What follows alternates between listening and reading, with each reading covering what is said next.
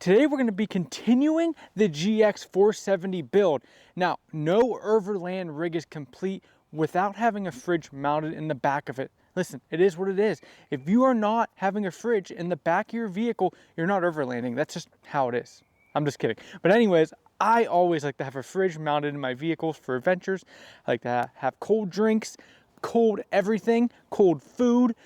I just like having a fridge back there. And also, kind of works pretty great for getting groceries, because in the summertime you can just have your groceries back in there and continue grocery shopping and not have to worry about things going bad. So kind of a double purpose kind of thing to have a fridge mounted in the back of your rig.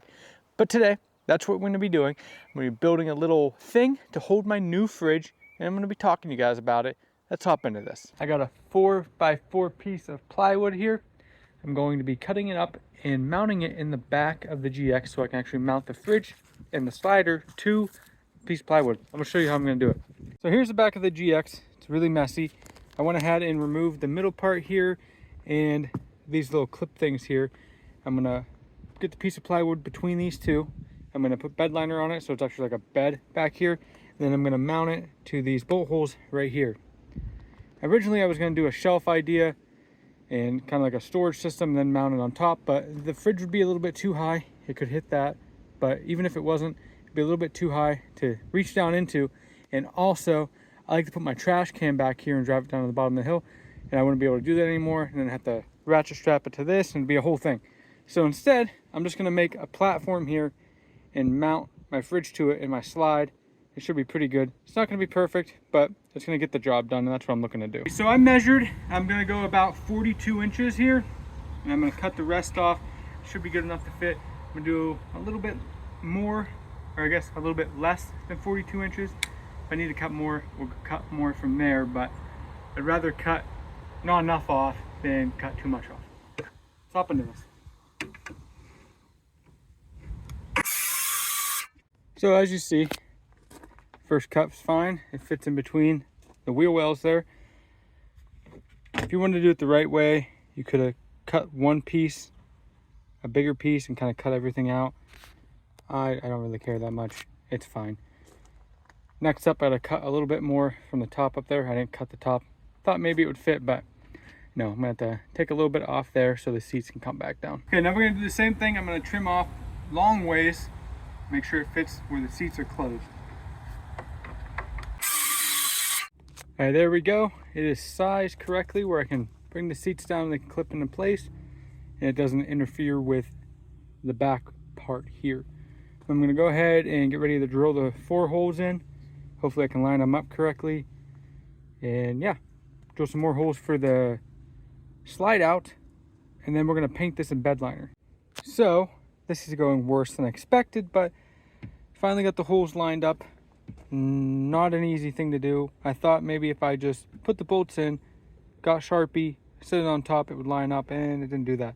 Also, these bolts I bought too short, so I got these longer ones, which are a little bit too long, just like a tiny little bit too long, but I'm going to make it up with some washers. But yeah, I needed 4 of these. They only had 2, so yeah, I'm going to make do.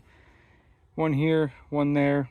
It's not going to be perfect, but when I get a chance, I'll get 2 more of these. Waiting a little bit because I had to drill 3 holes because I misaligned it. So I drilled 3 holes, and now I'm filling them up with wood glue. So when I paint this, you can't tell there's 3 holes there.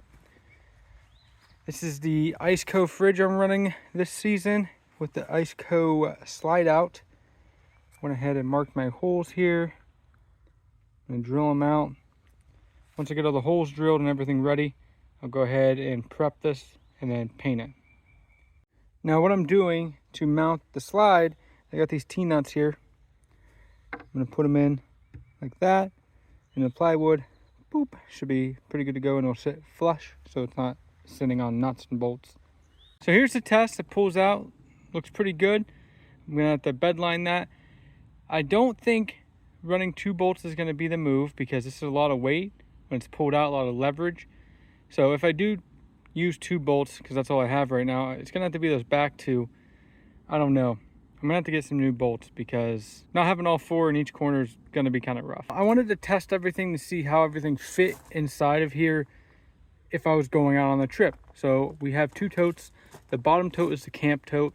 It has, you know, a toilet in it, my cooking stuff, everything just in there. Tote on top is what we carry all of the clothes in now. So when we go on a month trip, we just store all of our clothes in that. Works really good.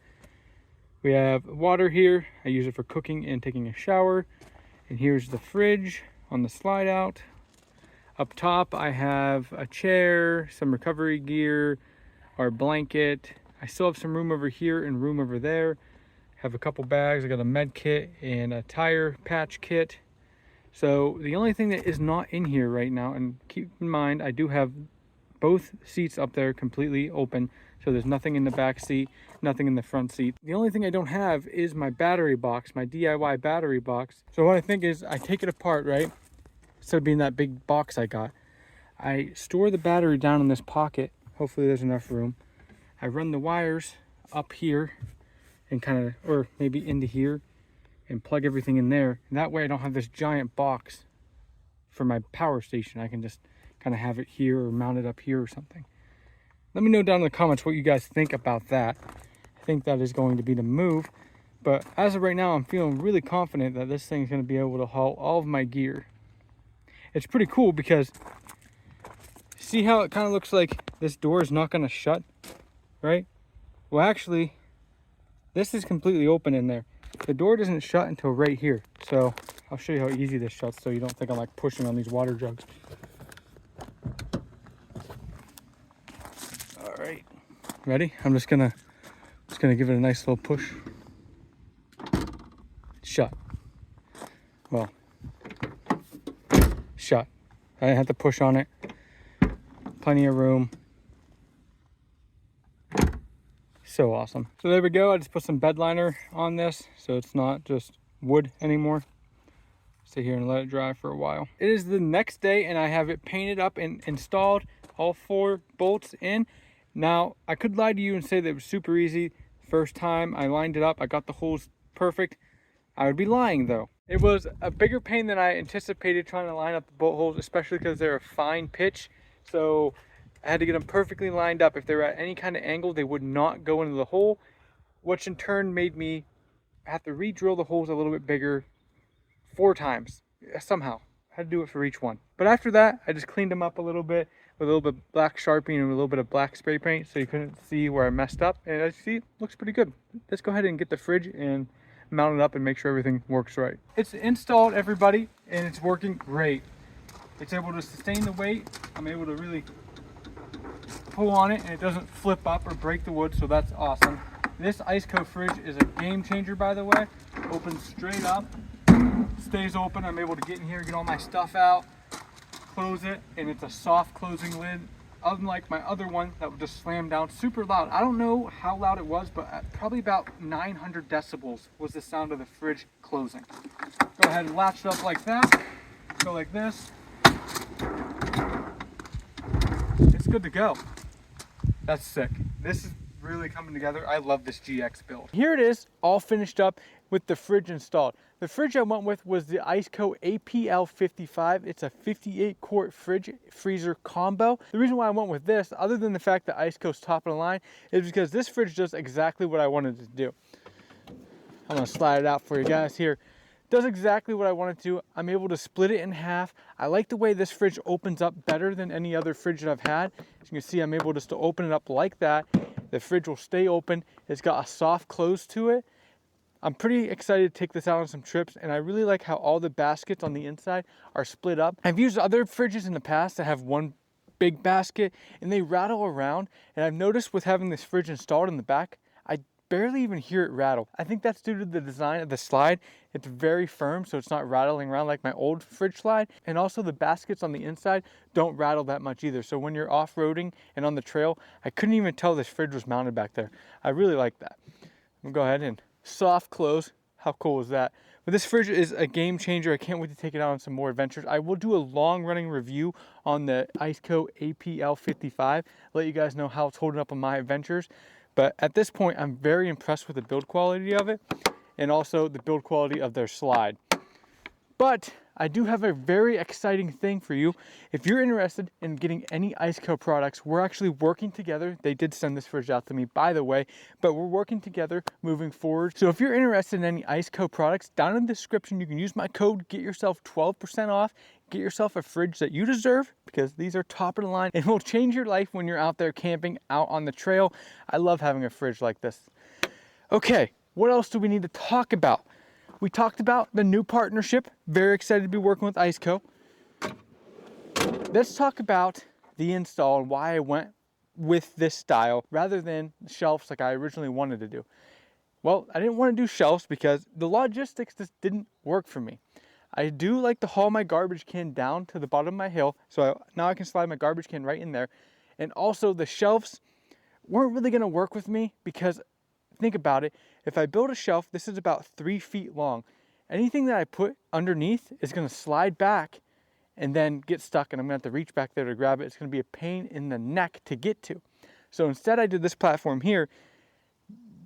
The shelves would have worked okay if I would actually design a shelf, and then I'd have to get more slides, have things slide out this way. And then I got my bike rack here, and I'm going to take my bike rack off every time I'm getting here. So kind of annoying. I decided to just do a nice flat platform, and it works really good because I don't really like dealing with the slides. I learned my lesson from the deck system in my Tacoma that the slides just kind of take up more room than they're worth. So instead of doing slides, I actually just do totes. I carry all my camp stuff in totes. I carry all my spare clothes in totes. That seems to work a lot better for me in the way I camp and with space. So that's why we went with this design rather than a shelf design, just a nice flat platform that I put bed liner on. And now it's kind of like a truck bed back here. Also, if you're interested in doing this yourself, I will have everything linked down in the description. The bolts I used, the washers I used, the type of wood I used, the paint I used, the fridge, the slide, all the stuff that I used to do this will be down in the description. I'll even put some measurements down of the piece of plywood I cut. So it's a little bit easier if you guys are trying to cut a piece of wood so you know exactly what size you need to cut. Now, moving forward, I would like to talk to you guys about powering the fridge. There's a few ways I can do that. Way number one is I can run it off the factory inverter of the GX. It has a 100-watt inverter and it should be strong enough to run the fridge. Haven't tested it yet. We should probably do that before I say that out loud. Pretty sure it can run it. We should test that. Let's go ahead and test it right now. Problem number one is the fridge uses a 3-prong plug and it only takes a 2. So what I think is I'm gonna drill that hole out right there. It won't have a ground, but it'll be okay. Now, it's not correct, and on this channel we talk about the right way to do things often, and often I choose to do the wrong things. This is one of those times. Okay, so now we have a hole in that. Let's go ahead and see if we can run the fridge. So it appears that the idea did not work. Every time the compressor kicks on, it kicks off. So I'm thinking something with the amperage that inverter pushes out of the GX470 is not able to keep up with this. As you can see on the jacker here, it's pulling about 44 watts. I saw it hit 60 at one point, so it should be able to run at 100 because that runs 100 watts, but the amps must be a little bit off for it, unfortunately. Doesn't matter though, because we're going to be doing a full separate power solution to run this, but I would have liked to be able to use that a little bit. Anyways, the fridge is running. We're going to have to just run it off a separate power source. So the good news is I can actually run the AC inverter in the truck to charge to the Jackery. So I do have a passive way to charge stuff, which would be equivalent to just running the fridge. Probably a little bit less efficient than just running the fridge, but we have a way to actually charge stuff while the truck's moving, so that's cool. Well, there you have it, guys. I can't run the fridge off of that port there, but that's okay because it can charge both my battery boxes, so we'll be all right. I'm gonna go ahead and get ready probably next week or the week after that and actually prepare and install the DIY power station back here, but we're gonna take everything out of it and just have a battery back here and an inverter. It's gonna be pretty cool and gonna be compact, and that's what I'm looking for. I'm really happy with how this turned out. I'm glad I can carry all my gear back here. Cannot wait to go on some adventures with this fridge. It's gonna be an awesome summer. Thank you guys for watching. Let me know down in the comments what you think about this setup. If you think I should change anything, I'd love to hear from you. Hopefully this gave you some insight on how to do something like this in your setup. Hit that like button, hit the subscribe button. It means a ton to me. We're on the road to 10,000 subscribers, and if you hit that button, we're gonna be one step closer. I will see you all in the next video.